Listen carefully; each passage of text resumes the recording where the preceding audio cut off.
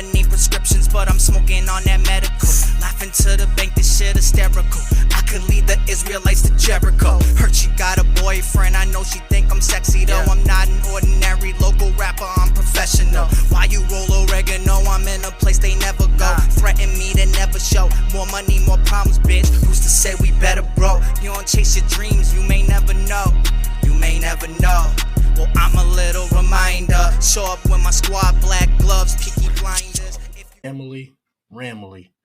Welcome in to Week 11 post game. I'm your boy Ramsaholic. You can find me on Twitter or X at Shay Tweeted At. Also, make sure to subscribe, like, and share my YouTube channel here, Ramsaholic. We're slowly approaching 600 subscribers. I'd love to hit 1,000 in the next few months. So appreciate everybody, all the Rams fans. I'm coming out with a post game show on a Wednesday. Not like me, I've been sick. If you were tuned in Sunday for the live stream at halftime, or a little actually after halftime, I had to just stop. I came down with a bad cold. And I had to just watch the rest of the game on the couch, force myself to watch it. And as soon as the game ended, good spirits, I passed out. But anyways, Rams win 17-16. Let's look at some quick numbers from our individual guys. Matthew Stafford, 17-31, 190 yards, 1 touchdown, 1 interception. He was sacked 1 time for 5 yards on 10 pressures. Royce Freeman, the man that's taken over the backfield in Kyren Williams' absence as of late, 17 carries, 73 yards with a long of 15. Darrell Henderson, 6 carries, 1 yard, but he did have that touchdown to throw on top. He had 4 catches, 28 yards, so he did give you the fantasy points if you started him, which I did. Leading receiver was Puka Nacua, 5 catches, 70 yards, and a touchdown on 7 targets. Demarcus Robinson actually had 2 catches, 24 yards. Big reason why. Bad news. Cooper Kupp got hurt in this one. It looked like his ankle. He is currently day-to-day, so no news on if he's playing this week. But when I do my pregame preview versus the Cardinals this week, that will be more of a discussion point there. Team stats. The Rams had 20 first downs. Third down, they were awful, 2 of 9. Rams had 59 total plays for 267 yards on 11 drives, 4.5 yards per play, 185 passing, 82 yards rushing. Penalties was a big part of this game. Very annoying and frustrating, I think, because of what happened last year in our last game and how Seattle and the head officials got crucified for horrible calls against the Rams. I think they got flag happy in this game. Unfortunately, it makes the games hard to watch. There was 9 penalties called against us, 12 penalties called against Seattle, and it was a tough one. Both teams had 1 turnover, and the Rams only had possession for 27 minutes, 54 seconds, so they didn't control the clock until really the second half. So it was a game of 2 halves, as we're used to. The game started as it typically does versus Seattle. Or most teams, seems like the Rams just give up points to start games to the opposing team. So I'm not stressing it, and I don't worry. And that's what happened here. DK Metcalf started the game with a touchdown. Just like the first game we played them, he was the first scorer, 7-0. Jason Myers ends up kicking a 54-yard field goal to make it 10-0. And then Jason Myers again in the second quarter with 4 minutes, 48 seconds left, kicks another field goal, make it 13-0. At this point, it's looking tough. 13-0 off a bye week. I'm quite frustrated. The offense looks like it's in a disastrous mess. And then for some odd reason, when Cooper Kupp gets hurt, it's like the Rams just wake up. They open the playbook. Believe it or not, our offense at times this year looks a lot better when Cooper Kupp was not on the field, and it sucks to say it. Obviously, I don't think that's the case. I think we're the best team possible when we have Cooper Kupp, but I don't know, Cooper Kupp drops a touchdown in this one early.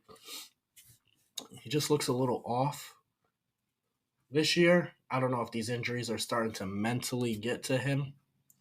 He's not running as hard after the catch as he was prior to the season. I mean, he started off hot too, coming back, but he's just been a little off, and maybe he's just been hurt this whole time, just playing through it, trying to compete with his guys.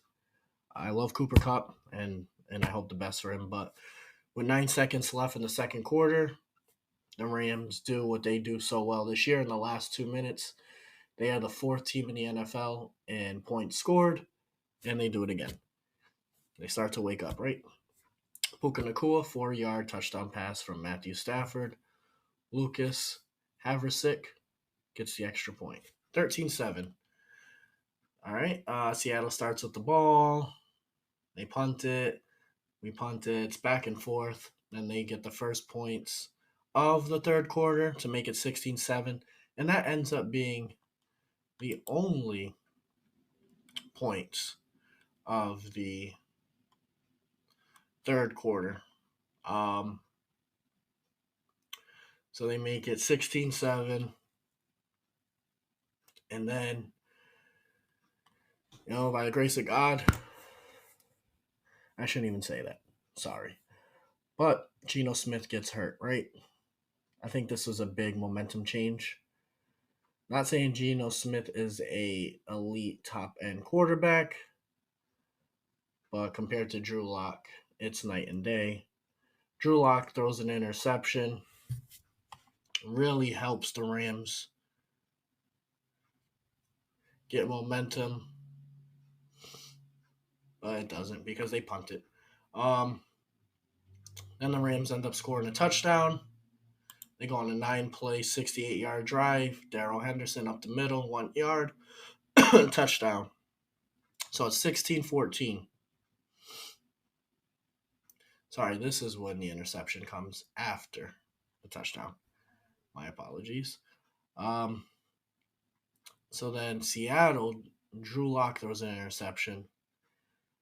We go down the field for a 14-play, 75-yard drive. Love those.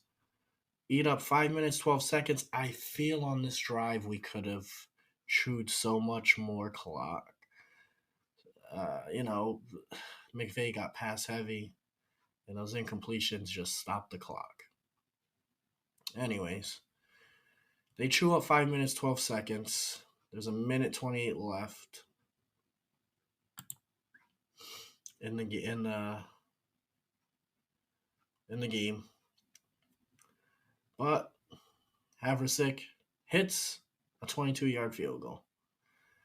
I was a little nervous. His third professional game, but he clutched it, right? I know it was only a 22-yard field goal, but in today's NFL, you never know. In all time, I mean, kickers always miss. It's a mental thing. Bad snap, anything could happen. I mean, I've seen it happen so many times in my lifetime. With all this time, Seattle brings back Geno Smith. He's strutting out there. I don't know if Darion Kendrick taunting him after his interception really played a part in this, but he's taunting. He's strutting out there. Drew Lock is horrible. I hear you guys. You should have started Brett Ripon. But they go on a 7-play, 38-yard drive. They're in field goal range for how hot Jason Myers has been. You'd think he made 15 in a row prior to this. But he takes the 55-yard field goal, and he misses. I was absolutely nervous. The guy already hit a 54-yarder in this game, but he missed. The Rams nail it out. Game over. Some quick thoughts on this one. The defense stepped up when they needed to. They held Seattle to 3 points in the second half. Granted, Geno Smith wasn't out there for a lot of that half, but he was out there. And Aaron Donald made a great play, hitting Geno Smith clean play, hands up, cracked him. Um, Aaron Donald just kills Seattle. I wish he could do that more against teams like San Francisco. Darion Kendrick gets his interception we've been waiting for, then goes on a taunting spree, but the penalty called was actually on a practice squad player running on the field. John Johnson actually cleared that up. I thought it was on Darion Kendrick. Cooper Kupp being hurt, that's not good. As I mentioned, our offense definitely opened up more. It looked more creative, but you never want to lose Cooper Kupp, especially going down this stretch. We need him. He's day to day, so as I find out more, I will let you all know. That's why you should follow me on Twitter as well. I'm posting a lot there. Stafford, he takes a big hit in this one. I honestly thought he was going to be knocked out of the game. I thought it was going to be Carson Wentz time already. But, and it was an interception as well. It was a bomb. Looked more like roughing the passer to me. But Matthew Stafford does not get those calls. I've never seen a quarterback get hit. Him and Baker Mayfield get hit so much that the same way other quarterbacks get hit and their flags are called and nothing gets called. I don't know what the deal is there. But Matthew Stafford comes back out and he leads us to a victory, right? Can't be mad at that. Matthew Stafford is the man. Definitely the best quarterback we've had since Kurt Warner. Just hoping that he could stay healthy. The guy's, his body's, he's getting hit a lot, man. He lets plays develop. That's more on Sean McVay. He likes to draw up long developing plays. I think we need to start getting more short passes going to open up those long vertical routes that take longer to develop, which can lead to sacks and pressures and your quarterback getting hurt.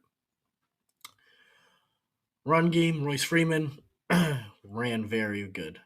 Darrell Henderson did not. Darrell Henderson yesterday was waived. He could can come back on our practice squad. I would lean towards that personally. I think we can't do him dirty like that. Another injury happens, we could just call him up. He had his moments more so in the first two games than the last two, but Darrell Henderson has been outplayed by Royce Freeman. Royce Freeman's running hard. He's running after contact. And I think him and Kyron Williams, because Kyron Williams is back this week, are going to be a nice 1-2 punch, and then Ronnie Rivers will be back. And Zach Evans will be non-existent. He did get one carry in this game, lost yards, got taken out immediately. They're giving him chances, but he's not been effective running preseason. And then he's not good in pass protection. At Ole Miss, he was graded very low at pass protection, so you're not going to see the field much in the NFL now, especially with quarterbacks passing out of the gun with their running back as their only counterpart in the backfield to the right or the left. You have to be able to pick up a blitz, block. If there's no blitz, they're only rushing 4. You have to know when to go out for a screen pass. Someone like Sam J. Pirine from Denver did very well with that in their comeback win against Minnesota. So the Rams offense, this one, it was slow. Started super slow. It was hard to watch. Horrible play calling by McVay and company. It was frustrating. Something we need to work on. Yeah, we won this one. We got this win. A win's a win at the end of the day. But against teams like the Browns and Baltimore and San Fran coming up on our schedule, the three hardest teams remaining, we have to step up. You can't give up these 3-and-out drives because then you're just tiring out your defense, right?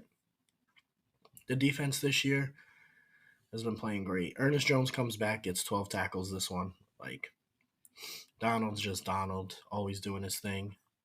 And it was amazing just to see Donald celebrate after the game. Like, this is why you need to be all in on the Rams making the playoffs and a possible run, right? Guys like Donald, Stafford, Cup, Havenstein, the veterans that we have, they want to win. They don't want to tank. At 4-6, the Rams right now are 2 games out of the playoffs. But you look at a team that are behind Seattle and a team like Minnesota. Minnesota could easily collapse. And Seattle has to play San Fran, Philadelphia, Dallas, and San Fran. That's 4 losses in my book.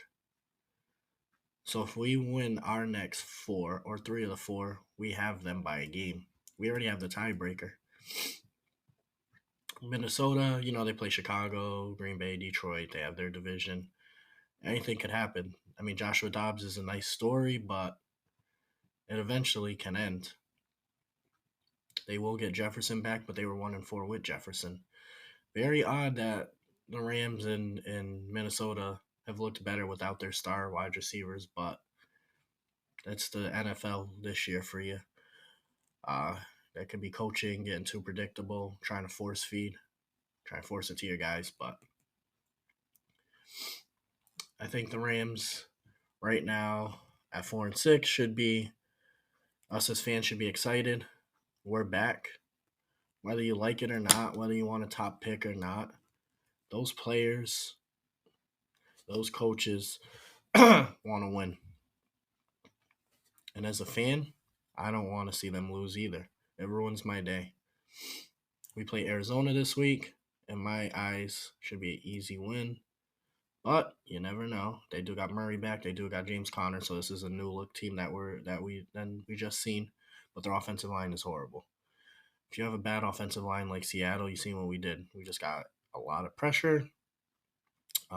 Obviously, Geno Smith was able to avoid a lot of that in the first half. But after so long, the pocket just keeps collapsing, and your space to run as a quarterback just gets smaller. So Murray will be in the same boat. They're in tank mode, obviously. Arizona is. The Rams are in. We gotta win these games that we should. We play Arizona, Washington. Cleveland will be tough, but they're down to their third string quarterback. So it's going to be a close one, Ramily. Buckle up. Don't lose the faith. We're playing some good ball heading into this game. We got hot when we needed to. We were a little rusty. But the Rams will figure it out. Have confidence. Have faith. I'm your boy, Ramsaholic. Take care of yourself. Take care of your loved ones. Make sure to like and subscribe and share. And let's ride. Coldest days, they know I always hit my shot. That's where the fucking Kobe's great. And when I spit, it's so insane. And when you spit, they don't replay. I'm in that green Celtic starter jacket. What happened to that car, boy? Man, we thought you had it. Look, I'm a little reminder. Show up with my squad, black gloves, peaky blinders. If you run, we find ya. Gotta keep your head straight, can never look behind ya. Time to kill every rapper till these labels sign ya. Illuminati, every necklace we rock cold, and every song we drop is fire.